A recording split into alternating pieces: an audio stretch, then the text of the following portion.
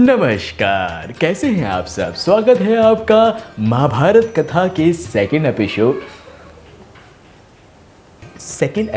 में। जी हाँ दोस्तों, सेकेंड एपिसोड में हम आगे की बात करेंगे। तो पिछली कहानी में हमने सुना था कि कैसे महाराज शांतनु ने माता गंगा को प्रपोज किया इस शर्त के साथ कि बच्चे के साथ जो भी करेंगी वो क्वेश्चन नहीं करेंगे। तो भाई यहाँ महाराज शांतनु और गंगा की शादी होती है और शादी के 1 साल हो जाते हैं। बहुत प्यार से रहते हैं दोनों। वाह। तो 1 साल बाद माता गंगा एक पुत्र को पैदा करती हैं। अब हर किसी को अपने बच्चे से मोह तो होता है, प्यार तो होता ही है, लेकिन उन्हें ये चीज़ याद नहीं थी कि माता गंगा ने एक शर्त रखेगी कि बच्चे के साथ कुछ भी कर दूंगी।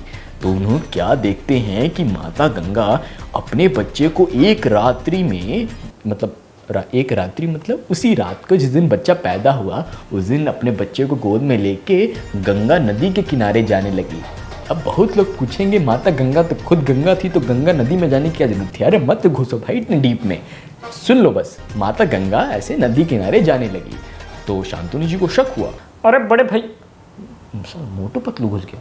अरे भैया ये हमारे बेटे को कहाँ लेके जा रही है इतना सुंदर। अब ये तो मतलब अपने पिता है तो थोड़ा सा अंदर थोड़ा होगा ही। तो वो पीछे पीछे चलने लगे। तो क्या देखते हैं कि माता गंगा ने उस पुत्र को उठाया और माता गंगा ने उस नदी में उस बच्चे को डुबा दिया। बताइए, डुबा के मार दिया, बच्चा गया, बह गया, लाश तक नहीं निकाली।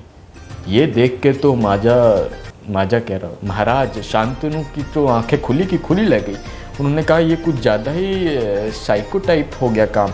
तो वो तो चौक में आ गए, लेकिन कुछ पूछ भी नहीं सकते थे। अगर पूछते, क्वेश्चन करते तो माता गंगा भी हद से जाती।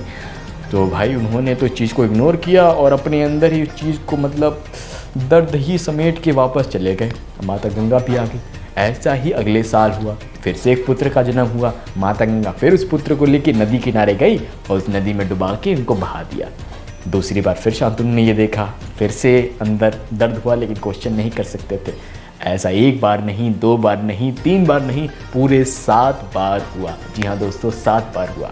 लेकिन 7वीं बार जब ये हुआ तब महाराज शांतनु अंदर से टूट गए थे। उनको इस चीज़ का अब उनसे पत्नी का मोह निकल चुका था। उनकी ज़िंदगी से पुत्र मोह उनके अंदर जाग रहा था, क्योंकि हर इंसान को आगे का वारिस चाहिए।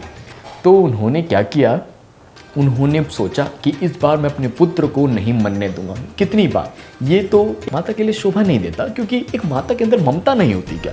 तो ये क्वेश्चन के साथ वो शांतनु ने रोक लिया कि नहीं, तुम नहीं बहा सकती।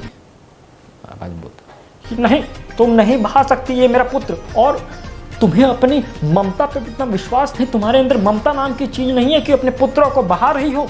हाँ, लेकिन माता गंगा ने बोला कि आपने मेरे पे विश्वास नहीं किया और आपने मुझसे क्वेश्चन किया, तो शर्त अनुसार मैं इस बच्चे को लेके आपकी ज़िंदगी से हमेशा के लिए जा रही हूँ।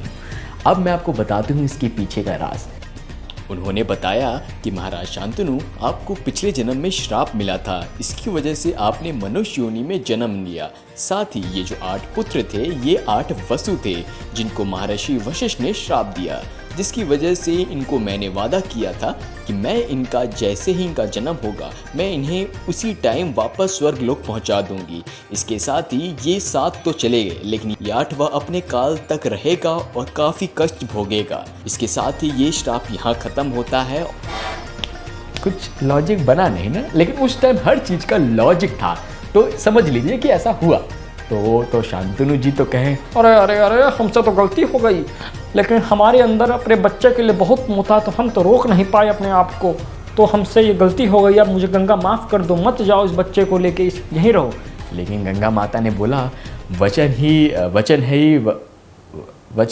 है, मतलब वचन नहीं तोड़ सकती। और माता बोली कि मैं आपसे वादा करती हूँ कि जब ये बच्चा युवा हो जाएगा और रेडी हो जाएगा तभी मैं आपको इस तक लेकर आऊँगी, और मैं इसकी ट्रेनिंग, इसकी जो शिक्षा है, सबसे बड़े जो शिक्षक हैं उनसे कराऊँगी, वो है परशुराम जी। जी हाँ, उस टाइम के परशुराम जी बहुत बड़े, मतलब कह सकते बहुत बड़े टीचर थे, क्योंकि उन्होंने मतलब पूरी क्षत्रियों का उन्होंने अच्छा खासा नाश कर ही दिया था। तो वेरी पावरफुल आदमी उस टाइम के। तो उन्होंने कहा था इसकी शिक्षा और इसकी जो ट्रेनिंग है मैं उनसे करवाऊँगी, और जब ये युवा हो जाएगा तो इसको मैं आप तक लेकर आऊँगी। तो राजा शांतनु देखते रह जाते हैं और माता गंगा नदी में उस बच्चे को लेके चली जाती है। कई साल बीतते हैं, शांतनु महल में अकेले अपना तन्हाई की ज़िंदगी काट रहे हैं।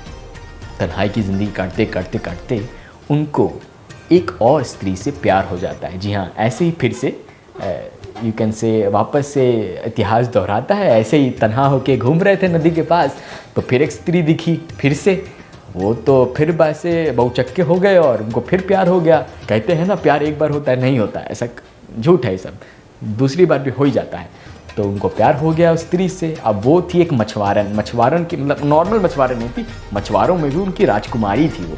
तो उनसे उनको प्यार हो गया और उसका नाम था सत्यवती। जी हाँ, उनका नाम सत्यवती था और दोनों का लव अफेयर स्टार्ट हो गया। तो अब कुछ साल बीत गए, 19-20 साल बीत गए। 20 साल के बाद एक दिन माता गंगा एक युवा को लेकर आती हैं। महाराज बहुत चक्के हो जाते, कहते कि ये कौन है? हाँ, इतना तेज है इसके चेहरे पे और इतना बाहुबल और इतना पर्सनैलिटी, इतना तगड़ा। क्योंकि जो युवा था वो और कोई नहीं, माता गंगा और शांतनु का पुत्र था, जिसका नाम रखा था माता गंगा ने देवव्रत। जी हाँ दोस्तों, देवव्रत था इनका। माता गंगा और शांतनु का पुत्र देवव्रत, जो दुनिया का सर्वशक्तिमान था, परशुराम से ट्रेनिंग लेकर आया था। माता गंगा के संस्कार थे और शांतनु जैसे राजा का बाहुबल था। तो इनको दुनिया में कोई नहीं हरा सकता था। नोट कीजिए, दुनिया में इनको कोई नहीं हरा सकता था। तो इतने पावरफुल थे। तो भाई शांतनु की तो लॉटरी लग गई। वो तो बहुत खुश हुए कि भाई मेरा पुत्र आ गया, वो भी इतना ताकतवर कि दुनिया का कोई नहीं हरा सकता। तो भाई वो बहुत खुश हुए और अपने पुत्र का उन्होंने डिसाइड किया मैं इसका राज्याभिषेक कर दूंगा, इसको राजा बना दूंगा और मैं सत्यवती, हाँ बीच में गंगा वापस चलेगी क्योंकि उन्होंने बोला था कि मैं बच्चे को छोड़ने आऊँगी, तो जा चुकी थी। तो राजा शांतनु ने डिसाइड किया इसका राज्याभिषेक करा दूंगी और मैं और सत्यवती फिर ऐसे ही मस्त मजानी लाइफ करके कहीं जंगलों में घूमेंगे। अपना क्या करना है, राजा हो गए, बहुत साल जी लिया, अब बेटे को राजा बनाएंगे। तो यहाँ तक आपको आज का एपिसोड ख़त्म करता हूँ। धन्यवाद।